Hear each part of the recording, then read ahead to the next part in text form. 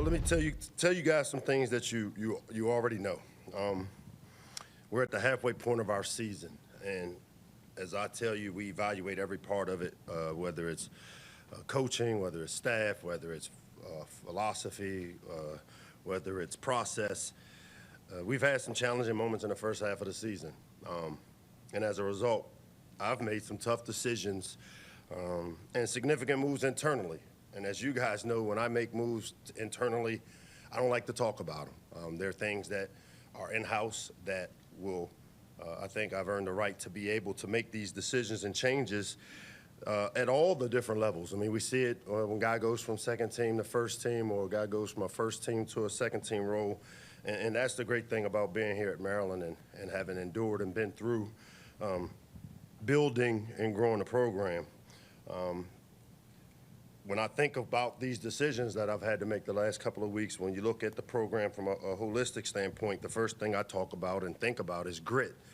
And that's kind of being consistent and having a commitment to stay the course until these changes start to show the type of results that we need them to show. That's hard for all of us, including me. I mean, as I told y'all, I've been doing the therapy piece. I'm a positive guy. I got to keep this because I've been around here a long time, 16 seasons. I know how it goes. That's called wisdom. And wisdom is somewhere between positive experiences and negative experiences, finding that middle ground for how you make decisions. And that's kind of where I'm at. It's hard for all of us, our fans, our former players, our supporters, my boss, my staff, my wife. Shoot, I think my dogs are even a little upset. They didn't come running down this week. But what's important, it's important because that's how you get to the outcomes we want, the big outcomes. And I'm here to tell you, I've been here 16 seasons. I've been a part of these type of growth spurts that we've seen around here. I was here for Ralph Friesen's first 3 years. I saw Ron Vanderlinden and what he was able to do. I came back for Randy Edsel and getting to Stephon Diggs and getting the program back. And so I think I have the wisdom from the good experiences and the bad experiences that I've faced here in different capacities and different roles that we'll get to the outcomes we want. Second thing I think about is the investment. You know, when you look at how we've built our program, we always have given our younger, less experienced players the opportunity to see significant snaps early in their careers. That's how you grow and build a program. You don't get better on the bench. And that's how we're able to develop Tarheeb Steele. That's how we're able to develop the Deonte Banks. That's how we're able to develop the DJ Glazes of the world that have now, you see, across the board having great success at the next level. And it's critical that we keep developing the future of our program. I'm all about the now, and again, nobody wants to win championships more than the people in that building, Jones Hill House and our staff and the supporters, and we'll keep doing that. That's the State of the Union. That's your article. Here's what we got happening this weekend. It's Johnny Holiday's birthday. Happy birthday to Johnny Holiday. Good to see you, big man. We got homecoming this Saturday. Now, is your birthday tied into homecoming every year? Because you've seen 75 homecomings, huh? No, let me stop playing. What it means with homecoming is a lot of former players are coming back here and alumnus are coming home. And it's always a great time. As we have told, Terpsville is wherever it feels like family and whenever it feels like home. And so to be able to bring these people back to Terpsville is important to me because I'm one of those guys. You know, every time I get off the bus to get to do the Terp Walk, I'm reminded of what my past looked like here because I see friends from the times of selling tickets at Old Bird Stadium, as it was called back then. This support means a great deal to us. It means a great deal to me. We're excited for an opportunity to play a blue blood program in USC that's coming across the country. A really talented team has played some really close, tough games. And as we found with college football, anything can happen on any weekend. It'll be our first time meeting against them, and I'm looking forward to it. And I know our players are here in the Shell. Game captains this week, Ruben Hippolyte, Rex Fleming, and Ty Felton will serve as our game captains for our homecoming game. And with that, I'll open up to any and all questions. Mike, USC, plenty of talent, especially offensively. Miller Moss, their quarterback. What jumps off the tape at you? The running back, Miller Moss. You know, Miller, they put a lot on him. If you watch the tape of him at the line of scrimmage, making a lot of decisions, and they're one of those teams that they haven't played with pace, though we know they have the ability to, and I think a lot of that is the utilization of the coach-to-player comm system where, they got till the 15-second mark to see where you're lined up, and Miller is doing a lot of it at the line of scrimmage, which means that he's a veteran guy. The running game is critical. The running back is a really good player. They have, when you look at their receivers, I think they're a lot like us. They've got good players, a lot of different areas. I almost said, talking to Brian Williams, a lot of Ja'Shawn Jones type receivers all over the place and really athletic. On the defensive side of the ball, they play a lot of man coverage. They've got great secondary, really good scheme. He's out of the Baltimore Raven defensive family. D'Anton Lynn spent time there with the Ravens. He's now the D coordinator there, and very familiar with that system and how they've run it, from whether it's the Ravens to Michigan. So similar families that they play to the strengths of what they have, which allows them to play some split field coverage and man coverage, and really talented team, but a team that I feel like we match up. When you look at us, we match up very well. Offensively, what do you feel the keys are for you guys in getting your groove back to where you were? It's the red zone. Before last game, we were really big, little. It was either a big play, a 75-yard run, or a 60-yard touchdown throw, or we'd have 2 or 3 3-and-outs, which, when I keep talking about the lack of complementary offense, defense, and special teams, it's all of us kind of doing our part in sync. And so for us on offense, it's the red zone, because we were able to get drives and sustain some drives, which we hadn't done.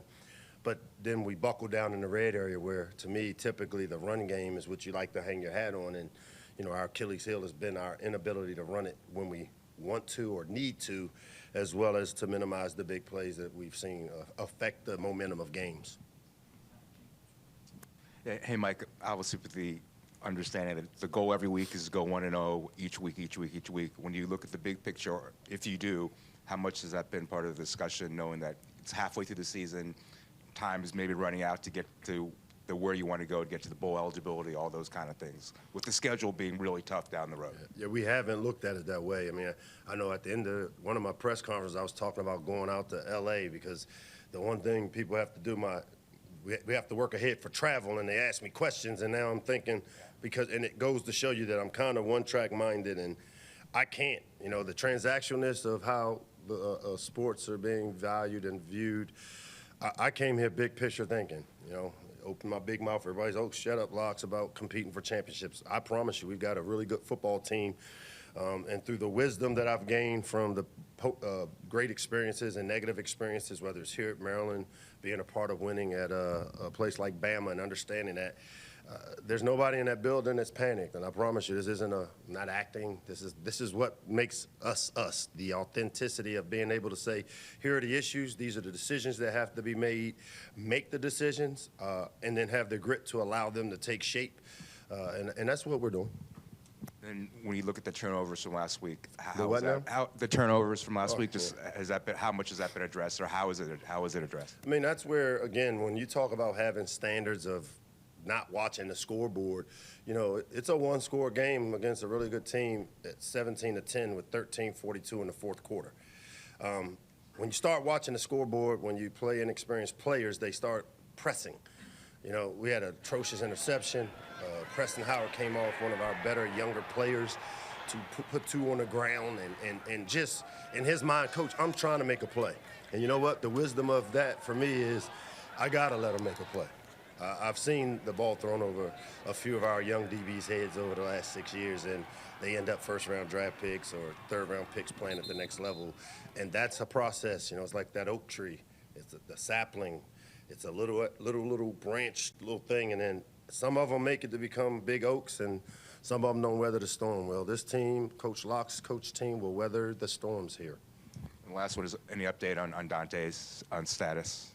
He's practicing, which is a good thing for us, but it'd still be a game-time decision for us because it's just how he feels. Mike, just curious on the changes, the decisions that you made. Will we see them in lineup and personnel, or is it game management, responsibilities, coaching? Yeah, it's all of them. We've seen some of the changes in how we play our players, some of the players you see. We have to continue as we grow and build this thing. We have to always evaluate where we are now. I have a saying that my team will say to you that if the map and the terrain don't match, you go with the terrain because that's where you are. The map was the plan. The map is where we want to get to, but here's where we are, and our team understands that. And so the decisions we make staff-wise, process-wise, who plays-wise, what we eat. I mean, every part of it gets evaluated to see, continue to move things around to get us to the ultimate goal, which is to be able to compete in the Big Ten for championships. Mike, good to see you. Uh-oh, man. Here comes this dude and his questions. I feel ambushed right now. Can you let me know you're coming next time? Maybe, one of the big internal changes you're talking about is you took over play calling duties on Friday. First off, will that continue moving forward? I've always been involved in this offense. One of the things I learned being with Coach Saban was seeing him sit in the defense every single day. And then he'd come over and meet with the offensive coordinator and staff and say, hey, what are we doing on this side? It's like I always say, it's like an executive producer. I've always been involved with it. I did take over and became the voice in Billy's ear, as I feel that I need to insert myself and work collaboratively. Josh is still our offensive coordinator. He is still very involved. I took over this last Friday in an effort to create the processes that allow us to maybe sustain a few drives here or there, but it's collaborative. Josh is the offensive coordinator. I'll continue to be the voice to Billy, and we continue to game plan the way we have, which is, guys within the program, our run pods, our game plan pods, and it's been more collaborative. So you guys scored a season low 10 I can't hear points. You guys scored a season low 10 points against a defense that was previously allowing more than double that. What gives you the confidence or the faith that change is what's needed for the offense right now, the change that's needed moving forward? That's what the grit comment's about. There's no guarantees in any decisions and changes you make. You just got to have the belief from wisdom that it will. And one of the areas I just think I described to you was on offense, we've had explosive plays and moments. But if you want to play complementary football, you can't have your defense playing 80 plays. Our defense played 55 plays last game. That means we had drives and sustained drives. Now, what we've got to do is figure out how to score points in the red area. If you were to say evaluation, the last 4 games, we haven't been really sharp in the red zone. And typically, red zone offense starts with being able to run the football. And that's been a problem which we will continue to address with how we do things, the philosophy behind how we need to run the ball. And that's, to me, how the wisdom of being through there and making these type of decisions here at Maryland over the years and seeing these type of decisions made, a lot of faith that they'll take shape the way we need them to keep us moving in the right direction. Hey, Coach. What's up, Sam? Your guys' transfers. You're like a little Taylor. Like, I always talk about comps. When you talk about recruiting comps, this guy's like him. Like, I told Dustin, I said, does say he kind of reminds me of Taylor. And then Taylor shows up I don't know. Here comes a good young question. I don't know how I feel about that, though. Because you guys blushing at it. Yeah. Wow. But in terms of your guys' transfer class, you guys brought in a lot on the offensive line, Husky in the secondary, and those have been the 2 units that have struggled the most, you've said. Why do you think that the transfers haven't, acclimated themselves this year? Like, you guys have brought in Shepard last year, played well, and this year it really hasn't clicked, it feels like. Come on, man. You know that answer.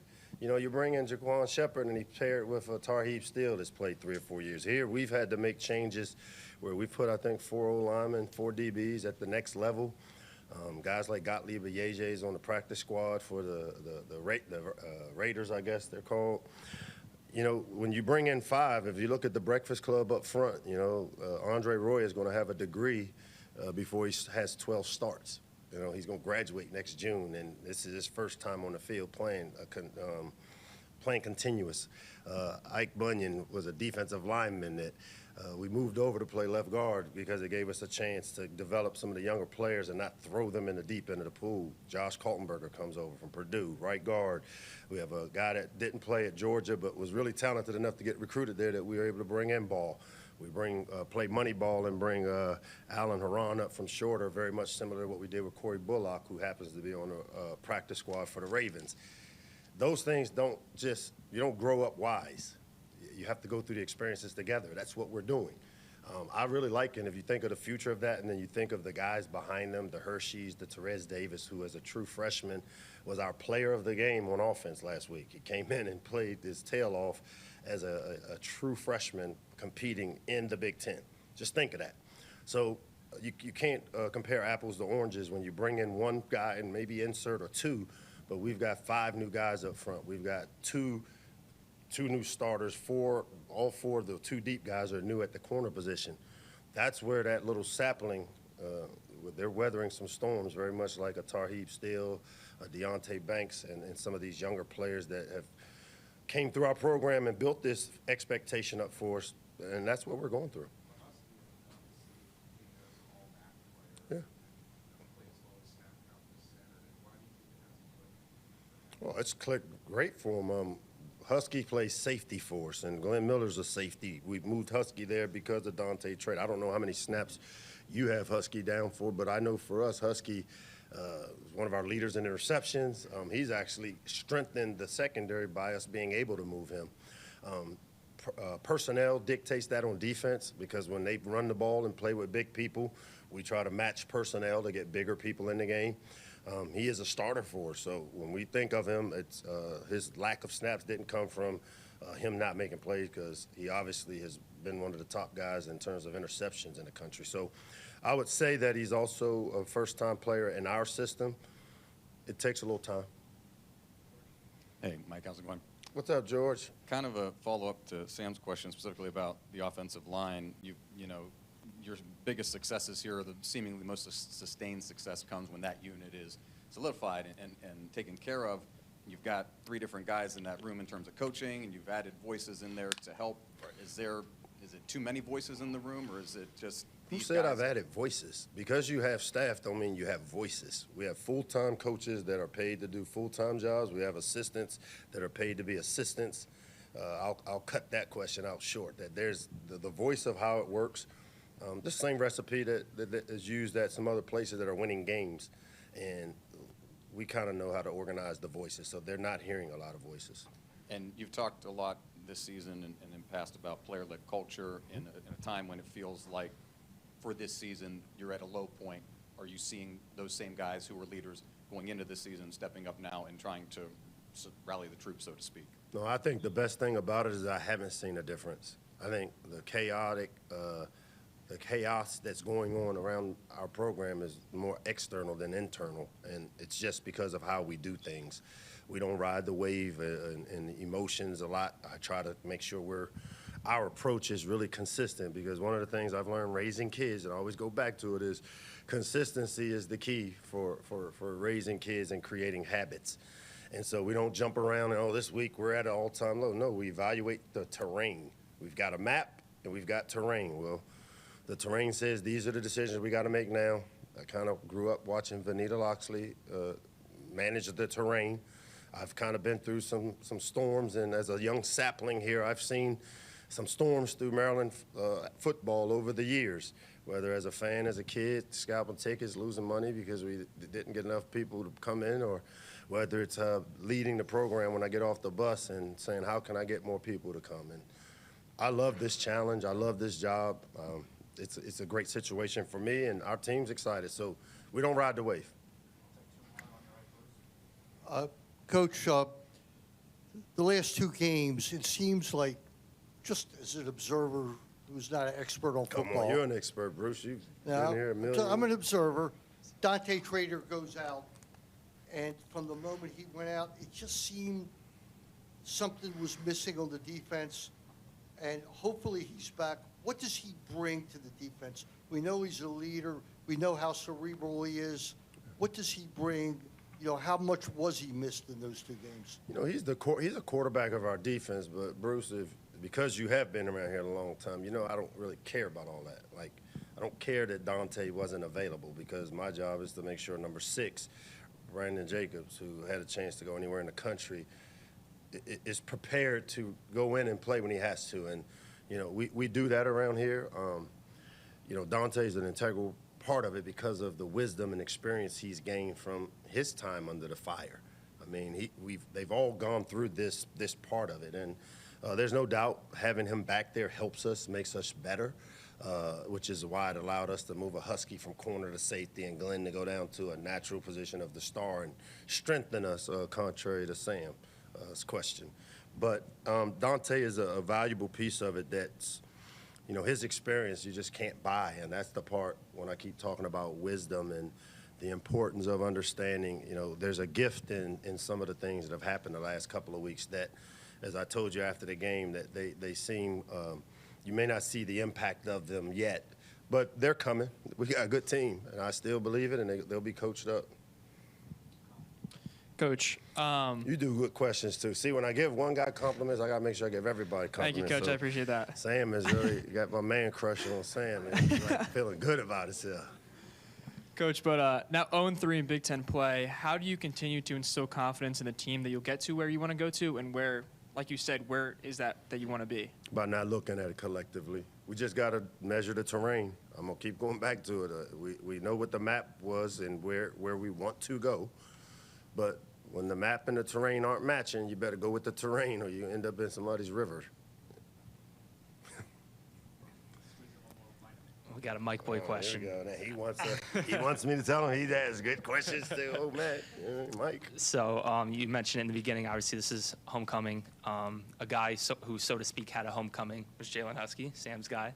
I'm just curious, like, you know, being a guy who was highly touted out of the portal, you know, at Bowling Green, was he kind of eager to come home and play in front of his family here, obviously not having that opportunity out of high school? Yeah, he's one of those guys that I think we've made our living on around here. These guys that somehow we evaluate that turn out to be really talented guys, and he was one of those late bloomers because I know he transferred into QO, played 2 years there. I don't think he lost a game when he was there, and he was kind of one of those guys right on the edge of an offer for us.